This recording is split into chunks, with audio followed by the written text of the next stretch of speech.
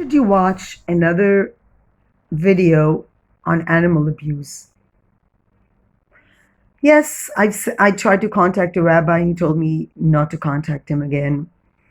Why should you watch another film on animal abuse and not like that particular rabbi who has power to lead people and chooses to ignore the suffering of animals? Because if you're a person with a conscience, if you're a person who cares about the world, this is what you should be watching tonight. Hi, my name is Prince.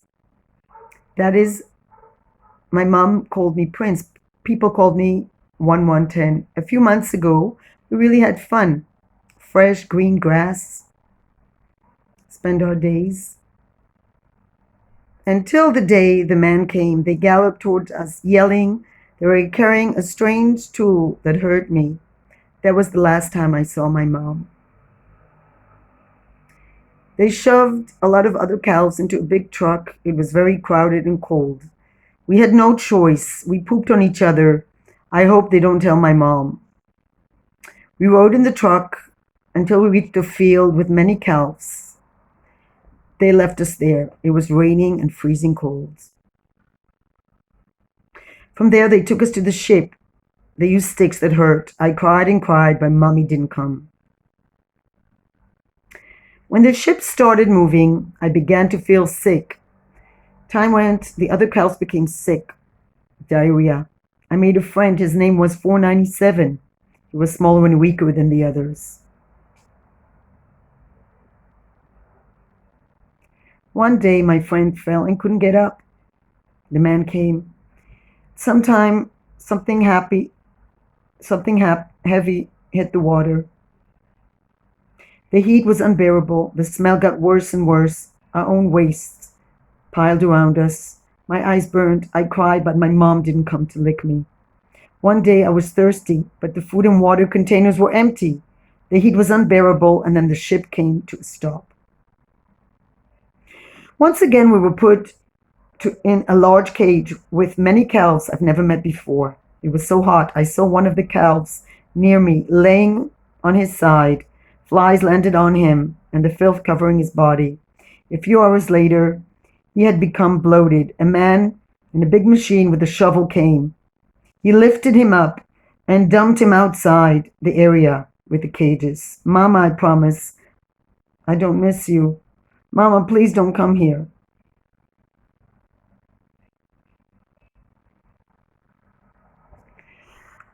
Um, why should you watch this film? You could watch so many things. Why should you watch the movie about the cow that's being abused? Why should you care that animals are marked in numbers?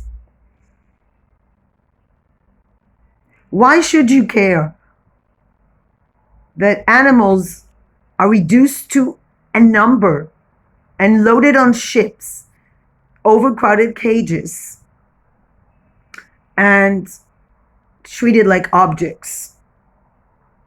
Because if you know the history of the Jewish people in this past century, you will know that this is exactly how the Jews had been led to concentration camps, to death camps in Europe during the Second World War by the Nazi regimes and their collaborators all over Europe.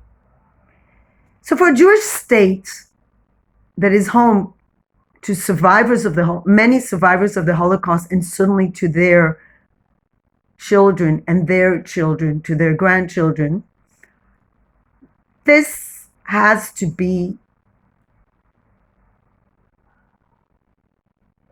the worst crime, one of the worst crimes this country has ever collaborated with. It's important we criticize our country as people who care about our country and people who care about Israel, even if you're not a Jew, but especially if you're a Jew, and especially if you care about Israel, you should support this very important cause. And don't choose to look at another stupid Netflix comedy, or bury your head in the sand like an ostrich. Wake up, people. The new Israeli agriculture minister, Schuster, whose house we visited yesterday morning, has continued the policy of live shipments. And by chance or not, I ran into a man in my neighborhood who lives in a beautiful apartment. And how did he reach this beautiful, luxurious apartment in North Tel Aviv? It's because his job, he was working in the Israeli Airlines, bringing live shipments of calves and lambs from Australia in airplanes. And he says, I still remember how we heard them cry. It didn't bother him because his goal was to get this beautiful apartment in North Tel Aviv. And I ask you people, is anything worth? Is anything worth? Is any financial gain worth the suffering of helpless animals? Babies, newly born into this world. Does it make sense what religious leaders say that animals are born to be slaughtered? Isn't that what the Nazis said about the Jews? That they were born to, that they don't have the right to live?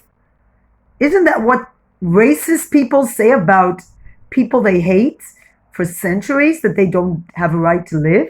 Aren't we, in fact, when we turn a blind eye, when we look away and don't see the suffering of helpless animals in shipments, aren't we actually behaving exactly like millions of people in Europe acted during World War II, not seeing the suffering of the people gathered in cattle trains and led to their deaths in concentration camps?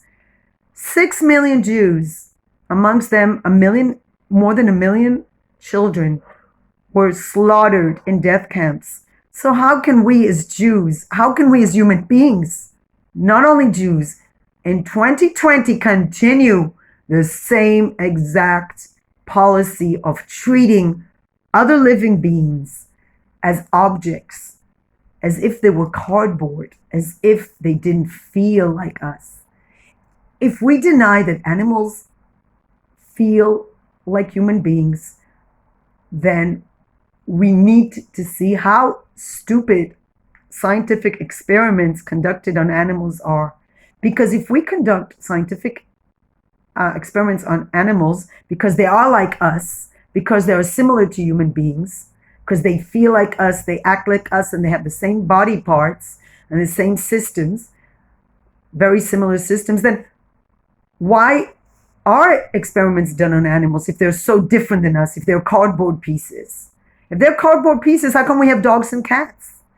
Now, you people who have dogs and cats, and I know a lot of people have dogs and cats, can you deny the suffering of other animals?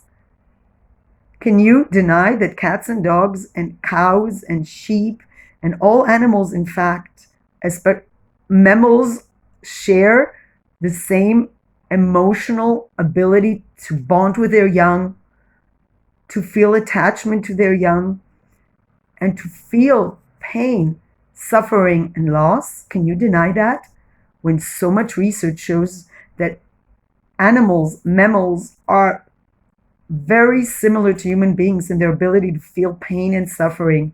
And can you really deny the suffering of animals and continue to eat their dead bodies and continue to consume the milk that their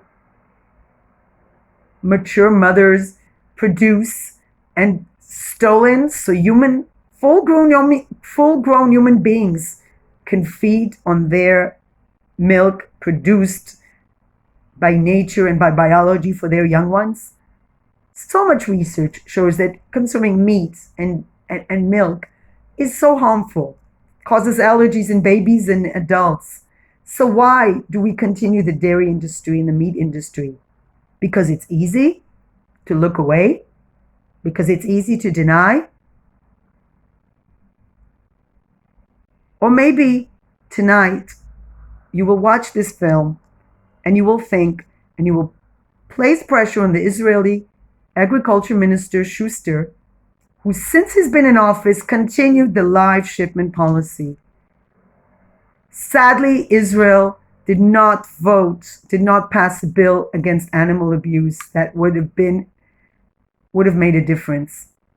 Put pressure. If you're an Israeli who speaks English, or if you're a human being who understands that this is a real problem. If you live in Australia, put pressure on your government to stop sending calves and lambs on ships anywhere, and especially to Israel.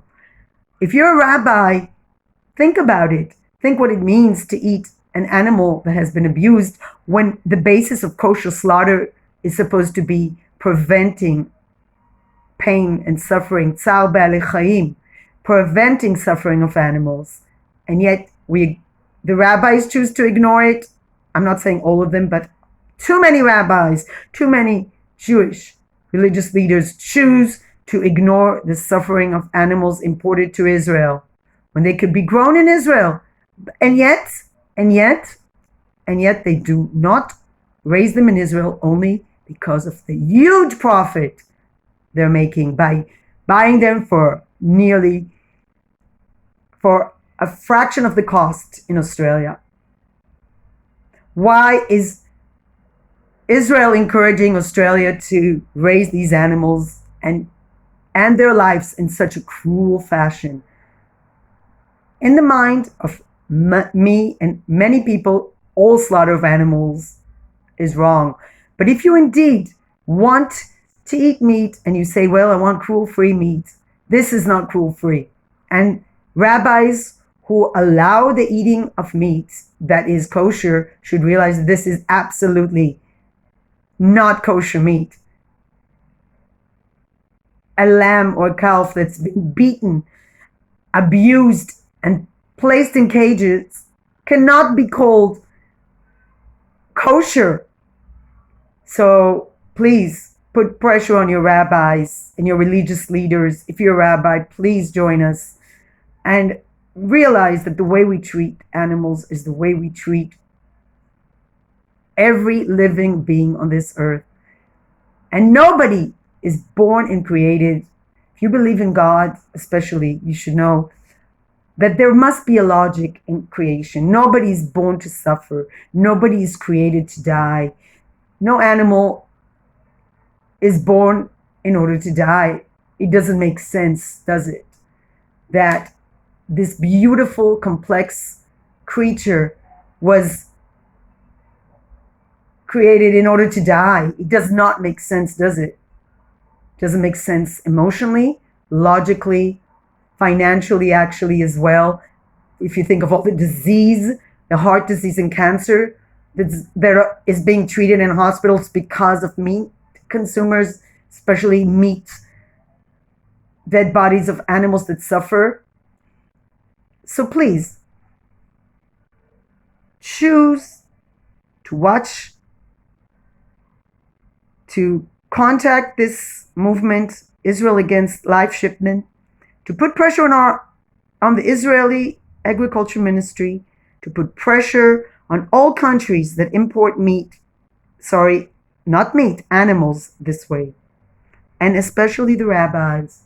Please contact your rabbi and say no to cruelty, no to diseased animals being consumed as kosher, no to cruelty towards animals because of greed, because of making a profit. You don't need to live in a beautiful apartment, but you need to live with your soul and your conscience. As a human being, in 2020, don't repeat the same mistake as human being living in Europe in 1933, as human beings living in various countries, ignoring the suffering of other people.